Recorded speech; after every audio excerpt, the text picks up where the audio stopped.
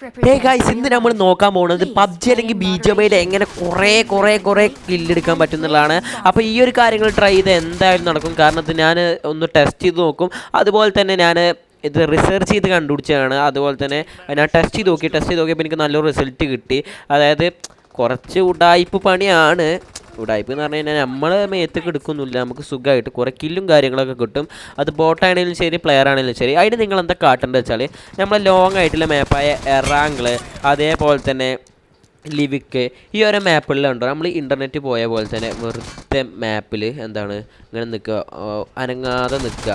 എന്താ കാട്ടേണ്ടത് വെച്ചാൽ, നമ്മൾ ഈ പ്ലെയിന് പോണ സമയത്ത് നമ്മൾ ജമ്പ് ചെയ്യരുത്. നമ്മൾ അവസാനം ഔട്ടോ ജമ്പ് ആവുന്ന സമയത്ത് എന്താണ് ഇൻ്റർനെറ്റ് കണക്ഷൻ പോയാലും അതേപോലെ തന്നെ കുറച്ച് ബോട്ട്സും വന്ന് വീടും. അങ്ങനെ തന്നെ നമുക്ക് അവിടുന്ന് ഒരു 4-5 കില്ല് നമുക്ക് സുഖമായിട്ട് എടുക്കാൻ പറ്റും. അതേപോലെ തന്നെ നിങ്ങൾ എന്താ ചെയ്യുന്നത് വെച്ചാൽ, നിങ്ങൾക്ക് കില്ല് വേണമെന്നുണ്ടെങ്കിൽ നിങ്ങൾ എറാങ്കിൾ മാപ്പ് കളിച്ചുമ്പോൾ ഒരു ഭാഗത്ത് ഒരു വീട്ടിൽ അനങ്ങാതെ കുറച്ച് നേരം നിൽക്കുക.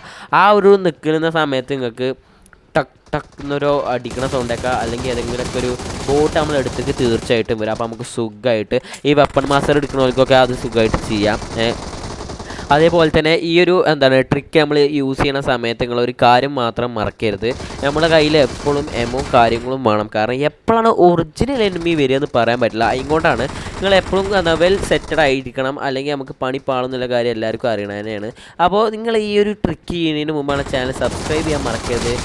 അപ്പോൾ നിങ്ങളെല്ലാവരും വിചാരിക്കുന്നുണ്ടാവും ഇതാണ് മെയിൻ ട്രിക്ക്, ഇതാണ് എല്ലാത്തിൻ്റെയും മെയിൻ ട്രിക്ക് എന്ന് വിചാരിച്ചിട്ടുണ്ടാവും. അല്ല, നിങ്ങൾക്ക് ഒറിജിനൽ എനിമിയായിട്ട് കില്ലെല്ലാം പോലെ കില്ലെടുക്കാൻ പറ്റും. എങ്ങനെയെന്നല്ലേ, സിമ്പിളാണ്. അതായത് നിങ്ങൾ ഈ ഒരു ഗൺ ഗെയിം അരേന ഡെയിലി ഒരു 10 പ്രാവശ്യം അല്ലെങ്കിൽ 10 ടൈംസ് നിങ്ങൾ കളിക്കുക. അപ്പോൾ നിങ്ങൾക്ക് എന്തുണ്ടാവും വെച്ചിട്ടാണ്, നിങ്ങളെ ഫിംഗർ മൂവ്മെൻറ്റ് ഫാസ്റ്റ് ആവും. അതേപോലെ തന്നെ നിങ്ങളെ അക്യൂറസി ഒക്കെ കൂടും. ആ ഒരു ഇതുകൊണ്ട് തന്നെ നമുക്ക് സുഖമായിട്ട് എനിമി ഒരു 4 വന്നാലും 5 വന്നാലും നമുക്ക് സുഖമായിട്ട് ഇടാൻ പറ്റും.